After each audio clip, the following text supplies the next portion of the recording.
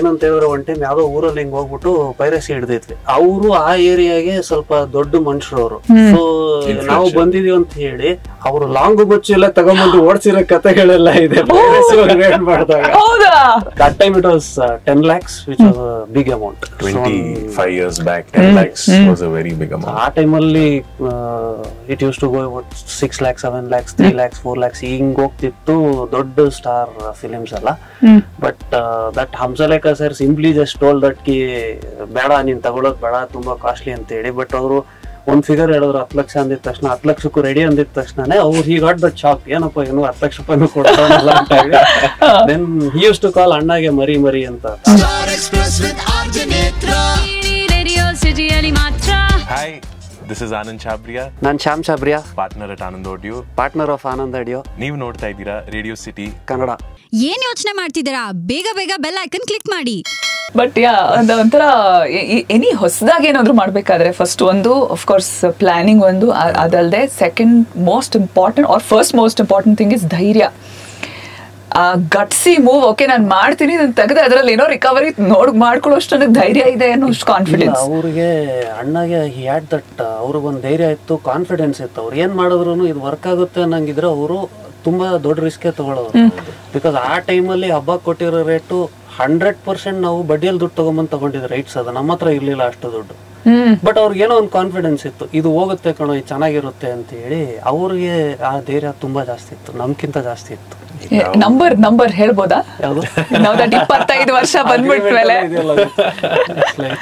that time it was 10 lakhs, which was a big amount. 25 years back, 10 lakhs was a very big amount. ಆ ಟೈಮಲ್ಲಿ it used to go about 6 lakhs, 7 lakhs, 3 lakhs, 4 lakhs ಹಿಂಗ್ ಹೋಗ್ತಿತ್ತು ದೊಡ್ಡ star films ಎಲ್ಲ. But that Hamsalekha sir simply just told that ಕಿ ಬೇಡ ನೀನ್ ತಗೊಳೋದ್ ಬೇಡ ತುಂಬಾ ಕಾಸ್ಟ್ಲಿ ಅಂತ ಹೇಳಿ. ಬಟ್ ಅವರು ಒಂದ್ ಫಿಗರ್ ಹೇಳಿದ್ರು 10 ಲಕ್ಷ ಅಂದಿದ ತಕ್ಷಣ 10 ಲಕ್ಷಕ್ಕೂ ರೆಡಿ ಅಂದಿದ ತಕ್ಷಣನೇ ಅವ್ರು ಹಿ ಗಾಟ್ ದಟ್ ಶಾಕ್, ಏನಪ್ಪ ಏನು 10 ಲಕ್ಷ ರೂಪಾಯಿನೂ ಕೊಡ್ತಾರಲ್ಲ ಅಂತ ಹೇಳಿ. Then he used to call ಅಣ್ಣಗೆ ಮರಿ ಮರಿ ಅಂತ ಆತರ ಮಾತಾಡ್ತಾ ಇದ್ರು, ಬೇಡ ಮರಿ ಬೇರೆ ಪಿಕ್ಚರ್ ಕೊಡ್ತೀನಿ ಅಂತ ಹೇಳಿ. ಬಟ್ ಎಸ್, ಫಸ್ಟ್ ಒಂದು 10-12 films Hamsalekha sir helps us and got us all that movies what he was doing. So that's how it started. Industry ತುಂಬಾ ups and downs ಇತ್ತು. To sustain an audio industry is not, audio company is not easy at all. if ಯಾವ್ದಾದ್ರು ಒಂದು industry ಸಿಕ್ಕಾಪಟ್ಟೆ ಹೆಚ್ಚು ಮೆಟಮಾರ್ಫಿಸಿಸ್ ನೋಡಿದೆ ಈ ಕಳೆದ ಕೆಲವು ವರ್ಷಗಳಲ್ಲಿ ಅಂದ್ರೆ ಅದು ಆಡಿಯೋ ಇಂಡಸ್ಟ್ರಿ. ಹೌದು, ಎಷ್ಟು ಥರದ ಟೆಕ್ನಾಲಜಿಕಲ್ ಚೇಂಜಸ್ ಆಯ್ತು, ಎಷ್ಟು stability in the medium. Exactly. Consumption medium ಅಲ್ಲಿ stability ಇಲ್ಲ. But it's all about the evolution of technology. Technology ಎಷ್ಟು it's evolving. ಅದ್ರ ಮೇಲೆ ನಮ್ಮ industry is based on that. So but ಅದನ್ನ ಇವಾಲ್ವ್ ಮಾಡೋದಕ್ಕೆ if you are at the forefront you will survive ಅಂತ that is our belief, that we were lucky to be in that space ಅಂತ ಹೇಳ್ಬೋದು. ಎಲ್ಲ change ಯೋಚನೆ ಮಾಡೋಕ್ ಮುಂಚೆ ನೀವು ಚೇಂಜ್ ಆಗಿರ್ಬೇಕು ಅಲ್ವಾ? That is a biggest challenge ಅಲ್ವಾ? ಸೊ ಆಫ್ಕೋರ್ಸ್ ಕ್ಯಾಸೆಟ್ಗಳು ಅವತ್ತಿಗೆ revenue mainly is from cassette sales ಹೆಚ್ಚಾಗಿ ನಡೀತಾ ಇತ್ತು. ಬಟ್ ಪೈರಸಿ ಕೂಡ ಅಷ್ಟೇ ನಡೀತಾ ಇತ್ತು, ತುಂಬಾ ನಡೀತಾ ಇತ್ತು. ಅದ್ರ ನಡುವೆ ಬಿಸ್ನೆಸ್ ಮಾಡ್ಬೇಕು ಅಂತಂದ್ರೆ ಅದ್ರಲ್ಲೂ ನಮ್ಮ ಆಫೀಸ್ ಏರಿಯಾದಲ್ಲೇ ಇತ್ತು, ಇಲ್ಲ ಅಲ್ಲೇ SP ರೋಡ್ ಆಫೀಸಲ್ಲಿ ಅಲ್ಲೇ ಆಗ್ತಾ ಇತ್ತು. ಫಾರ್ ಆಲ್ ಪಕ್ಕದಲ್ಲಿರೋ ಒಂದು ಅಂಗಡಿನಲ್ಲೇ ಹಾಡುಗಳು, ಒಂದು ಫ್ರೆಶ್ ಕ್ಯಾಸೆಟ್ ತಗೊಂಡು, ಐ ಸ್ಟಿಲ್ ರಿಮೆಂಬರ್ ನಮ್ಮ ಮಕ್ಳಿರ್ತಾ ಫ್ರೆಶ್ ಕ್ಯಾಸೆಟ್ ತಗೊಂಡು ಹೋಗಿ ಫ್ರೆಂಡ್ಸ್ ಯಾವ್ದೋ ಒಂದು ಹಾಡು ಮಾತ್ರ ರೆಕಾರ್ಡ್ ಮಾಡ್ಸ್ಕೊಂಡ್ ಬರೋರು. ಅದಕ್ಕೊಂದು ಎಷ್ಟೋ ಒಂದು ನಾಮಿನಲ್ ಹಣ ಕೊಟ್ಟು ಪರವಾಗಿಲ್ಲ. ಒಂದೊಂದ್ ಟೈಮ್ ಏನಾಗೋದು ಸೇಮ್ ಟು ಸೇಮ್ ಡೂಪ್ಲಿಕೇಟ್ ಮಾಡ್ಬಿಡ್ತಾರ, ಆನಂದ್ ಆಡಿಯೋ ಹೆಸರದಲ್ಲೇ ಮಾರಕ್ ಶುರು. ಸೊ ಇಂಥದ್ದು ಒಳ್ಳೊಳ್ಳೆ ಕಥೆಗಳಿದೆ. ಏನಂತ ಹೇಳಿದ್ರೆ ಒನ್ ಟೈಮ್ ಯಾವ್ದೋ ಊರಲ್ಲಿ ಹಿಂಗ್ ಹೋಗ್ಬಿಟ್ಟು ಪೈರಸಿ ಹಿಡ್ದಿದ್ವಿ. ಸೊ ಅವರು ಆ ಏರಿಯಾಗೆ ಸ್ವಲ್ಪ ದೊಡ್ಡ ಮನುಷ್ಯರು ಅವರು.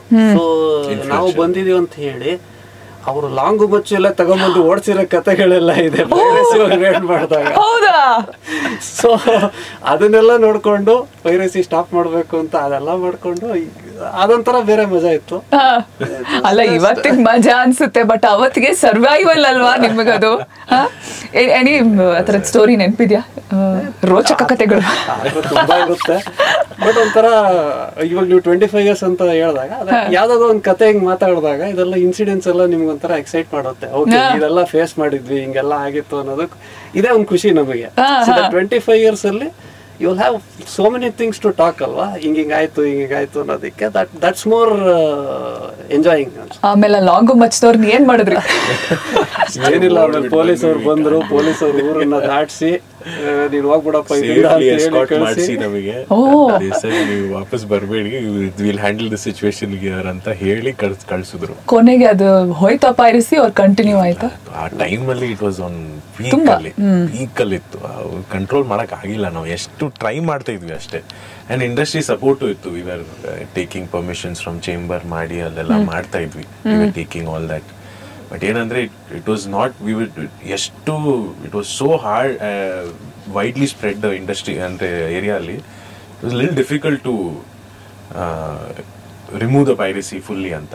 ಅದಾದ್ಮೇಲೆ ಈ ಡಿಜಿಟಲ್ ರೆವಲ್ಯೂಷನ್ ಬಂದಾಗ, ಇಂಟರ್ನೆಟ್ ಚೀಪ್ ಆದ್ಮೇಲೆ ದೆನ್ ಅವ್ರಿಗೆಲ್ಲ ಗೇಮ್ ಫಿನಿಶ್ ಆಯ್ತು ಪೈರಸಿ ಅವ್ರದ್ದು. Then it became complete. ಈಗ ಆಕ್ಚುಲಿ ಆಡಿಯೋ ಅಲ್ಲಿ ಎಸ್ಪೆಷಲಿ ಪೈರಸಿ ಅಂತ ಇಲ್ಲ, ಬಿಕಾಸ್ ತುಂಬಾ ಈಸಿ, ಯೂಟ್ಯೂಬ್ ಅಲ್ಲಿ ಕೇಳೋದು ಈಸಿ ಅವ್ರಿಗೆ, ಯಾಕಂದ್ರೆ ಇಂಟರ್ನೆಟ್ ಕಡಿಮೆ ಬೆಲೆಗೆ ಸಿಗ್ತಾ ಇದೆ. ಸ್ಟ್ರೀಮ್ ಮಾಡ್ಕೋತಾರೆ, ನೋಡ್ಕೋತಾರೆ ಆರಾಮಾಗಿ. ಡೌನ್ಲೋಡ್ ಮಾಡ್ಕೋಬೇಕಂದ್ರೆ ಅದು ಈಸಿ, ಹೆಚ್ಚಾಗಿ ಒಳ್ಳೆ ಕ್ವಾಲಿಟಿಯಲ್ಲಿ ಡೌನ್ಲೋಡ್ ಮಾಡ್ಬೋದು. ಸೊ ಎಲ್ಲ free, so people will choose quality ಅಲ್ವಾ. ಇದಕ್ಕೆ ಅನ್ನೋದೊಂದು ಶಿಕ್ಷೆ ಇರ್ಲಿಲ್ವಲ್ಲ. ಲೈಕ್ ನಾವು ಮಾಡೋರು ಅವ್ರು ಮಾಡೋರು ಮೇ ಬಿ ₹2 ಡಿಫ್ರೆನ್ಸ್ ಆಗ್ತಿತ್ತು, ಬಟ್ ಅವ್ರಿಗೆ ಇನ್ವೆಸ್ಟ್ಮೆಂಟ್ ಇಲ್ಲ. They used to do it all for free.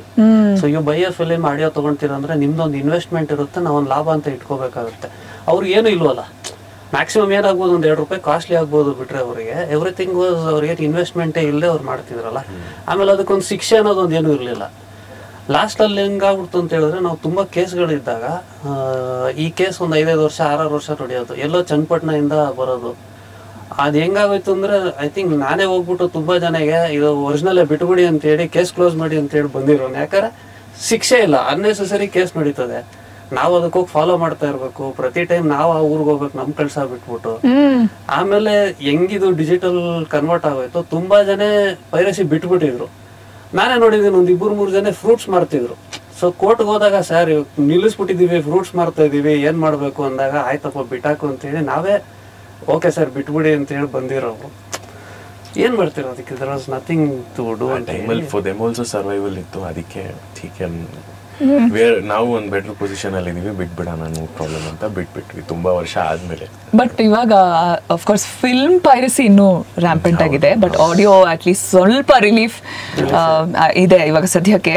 But ಅದೇ ಹಿಂತಿರುಗಿ ನೋಡಿದಾಗ ಅವತ್ತಿನ ಕ್ರೈಮ್ ಇವತ್ತಿಗೆ ಸಡನ್ಲಿ ಪ್ರಾಬ್ಲಮ್ ಅಲ್ಲ, ಸಡನ್ಲಿ ಇಟ್ಸ್ ಸಾಲ್ವ್ಡ್ ಅನ್ನುವಾಗ ಈ ಪಾಯಿಂಟ್ ಅಲ್ಲಿ ಈಗ ಸದ್ಯಕ್ಕೆ from a business point of view ಹೇಗೆ ನಡೀತಾ ಇದೆ? ಯಾವ ತರ, ಏನ್ ಮುಂದಿನ ವೇ ಫಾರ್ವರ್ಡ್, ಏನ್ ಪ್ಲಾನ್ಸ್ ಇದೆ? ಏನಿಲ್ಲ, ಲೈಕ್ ನೋಡೋಣ, lot of artist coming and lot of films coming, lot of new star coming. So we will always keep supporting ಅಲ್ವಾ. ಸೊ ಇಂಡಸ್ಟ್ರೀಸ್ ಲೈಕ್ ದಟ್ ನಡೀತಾ ಇರುತ್ತೆ. ಗ್ರೇಟೆಸ್ಟ್, ತುಂಬಾ ನಿಮ್ಗೆ ಬಹಳ ಹೆಮ್ಮೆ ಆದಂತ ಅಕ್ವಿಸಿಷನ್ ಯಾವುದು ಆಡಿಯೋ? ಆ ಥರ ಪರ್ಟಿಕ್ಯುಲರ್ಲಿ ಅಂತ ಹೇಳಕ್ಕಾಗಲ್ಲ, ಬಿಕಾಸ್ ಯಾವಾಗಲೂ ನಾವು ಹೇಳ್ತೀವಿ, ಒಂದು ಕಂಪನಿಗೆ 1 ವರ್ಷದಲ್ಲಿ ಒಂದು ಸೂಪರ್ ಹಿಟ್ ಸಿಕ್ಕಿಲ್ಲ ಅಂದ್ರೆ ಸರ್ವೈವ್ ಆಗೋದು ಕಷ್ಟ ಆಗುತ್ತೆ. ಸೊ ಆ ಲೆಕ್ಕದಲ್ಲಿ ದೇವರ ಆಶೀರ್ವಾದ ಇದೆ. Every year we have got 1 or the other super hit with us. ಸಿಕ್ಕಿದೆ ನಮಗೆ. Greatest chart busters in the last 5 years ಲೆಕ್ಕ ಹಾಕೊಂಡ್ರೆ, ಈ ವರ್ಷ, ಕಳೆದ ವರ್ಷ? I think last 5 years ಅಲ್ಲಿ if you take, I think Pogaru will be Robert Pogaru. ಹೌದು. And Rambo 2, Chutu was there, Ayogya was there. Ayogya, yeah. Villain was there. ಒಂದೊಂದು ಹಾಡ್ ಹಿಟ್ ಆಗ್ಬಿಟ್ರೆ ಐ ಥಿಂಕ್ ಅದು ಆ ವರ್ಷಕ್ಕೆ ಟೇಕನ್ ಕೇರ್ ಅಂತಾನ. ಹಾಗೆ ಮಿನಿಮಮ್ 1 ಬೇಕೇ ಬೇಕು ಆ ಥರ ಸರ್ವೈವಲ್ ಅಂದ್ರೆ ಫಾರ್ ದಿ ಕಂಪನಿ ಸರ್ವೈವಲ್ಗೋಸ್ಕರ 1 ಹಾಡ್ ಅಂತೂ ಬೇಕು. ಅದು ಯಾವಾಗಲೂ ಏನ್ ಹೇಳ್ತೀವಿ ನಾವು, ಒಂದೆರಡು ಕನ್ನಡ ಸಿನಿಮಾ ಹಿಟ್ ಆದ್ರೆ ಅದರಿಂದ ಇನ್ನೊಂದು 4 ಸಿನಿಮಾ ವರ್ಕ್ ಆಗುತ್ತೆ. ಯಾಕಂದ್ರೆ ಜನರಿಗೆ ಕಾನ್ಫಿಡೆನ್ಸ್ ಬರುತ್ತೆ, ತಿರ್ಗಾ ಹೋಗಿ ಸಿನಿಮಾ ನೋಡೋಣ ಅನ್ನೋ ತರ. ಅದೇ ತರ ಮ್ಯೂಸಿಕ್ ಇರುತ್ತೆ, ಒಂದು ಹಿಟ್ ಆಯ್ತು ಅಂತ ಹೇಳಿದ್ರೆ ಜನರು ಅದಕ್ಕೆ ಕೇಳ್ತಾ ಒಂದು 5 ನಿಮಿಷ ಕೇಳ್ಬೋದು, 6ನೇ ನಿಮಿಷಕ್ಕೆ ಇನ್ನೊಂದು ಸಾಂಗ್ ಹೋಗ್ತಾನೆ. ಕರೆಕ್ಟ್. ಅವ್ನು ಹಿಟ್ ಇಲ್ಲ ಅಂತ ಹೇಳಿದಾಗ ಅವ್ನು ಈ ಸಾಂಗೇ ಕೇಳಲ್ಲ ಅಂದ್ರೆ 6ನೇ ನಿಮಿಷಕ್ಕೆ ಬೇರೆ ಸಾಂಗ್ ಇರೋದೇ ಇಲ್ವಲ್ಲ ಅವನಿಗೆ. ಸೊ ಯಾವಾಗಲೂ ಒಂದು 2-3 ಸಾಂಗ್ ಹಿಟ್ ಇದ್ದಾಗ ಒಂದು ಪ್ಲೇ ಲಿಸ್ಟ್ ಅಲ್ಲಿ ಒಂದು 8 ಸಾಂಗ್ ಮಾಡ್ತಾನೆ ಮಿನಿಮಮ್. ಅಟ್ಲೀಸ್ಟ್ ಒಂದು 4 ಹಿಟ್ ಇದ್ರೆ 4 ಆವ್ರೇಜ್ ಸಾಂಗ್ ಅವರೇ ಸೇರಿಸ್ತಾನೆ. ಬಟ್ ಇಫ್ ಹಿಟ್ ಇಲ್ಲ ಅಂತ ಹೇಳಿದ್ರೆ ಅವ್ನು ಪ್ಲೇ ಲಿಸ್ಟ್ ಅಲ್ಲಿ ಇರೋದೇ ಇಲ್ಲ ಸಾಂಗ್. ಆಕ್ವಿಸಿಷನ್ ಮಾಡ್ಬೇಕಾದ್ರೆ ಅಂದ್ರೆ ಹಾಡುಗಳನ್ನ ಕೇಳಿಸ್ಕೊಂಡು ಏನ್, how do you decide, okay ನನ್ಗೆ ಇದು ಬೇಕೇ ಬೇಕು, ಇದು ಬೇಡವೇ ಬೇಡ ಅಂತ? ಅದು ಹೇಳೋದಲ್ಲ, ಈಗ ಕಟ್ ಮಾಡಿದ್ರೆ ಮ್ಯೂಸಿಕ್ ಟೇಪ್ ಅದೊಂದು ಅಂದ್ರೆ ಒಂಥರ ಟ್ಯಾಲೆಂಟ್ ತರಾನೇ ಹೇಳ್ಬೋದು, ಇಲ್ಲ ಗಾಡ್ ಗಿಫ್ಟ್ ಅಂತ ಹೇಳ್ಬೋದು. ಐ ಥಿಂಕ್ ಬ್ರದರು ಫಾದರು ಇಬ್ರು ಅಂದ್ರೆ ಒಂದು ಸಾಂಗ್ ಕೇಳಿದಾಗ್ಲೇನೆ ಒಂದು ಜಜ್ಮೆಂಟ್ ಬರೋದು. ಅಂದ್ರೆ it is just a judgement, ಅದು ಇಟ್ಸ್ ನಾಟ್ ಅ ಫೈನಲ್. ಇದು ಒಂದು 50-50 ಚಾನ್ಸ್ ಅಂತ ಹೇಳ್ಬೋದು. They have that judgement, okay ಇದು ವರ್ಕ್ ಆಗುತ್ತಾ ಇಲ್ಲ ವರ್ಕ್ ಆಗಲ್ಲ ಅಂತ ಒಂದು ಜಜ್ಮೆಂಟ್ ಇರುತ್ತೆ. ಆ ಜಜ್ಮೆಂಟ್ ಮೇಲೆ ತಗೊಳ್ಳೋದು. And if you like the song, ನನ್ಗೆ ಬೇಕೇ ಬೇಕು ಆ ಪಿಕ್ಚರ್, ಆ ಥರ ಇರುತ್ತೆ. ಸೊ ದೆನ್ ಆ ಥರ ಮಾಡ್ತೀವಿ. ಇದು by depending on the judgement. ಅದು ಸ್ವಲ್ಪ ನನಗೂ ಬಂದಿದೆ ಜಜ್ಮೆಂಟ್, ಹೇಳ್ಬೋದು ಅಲ್ವಾ.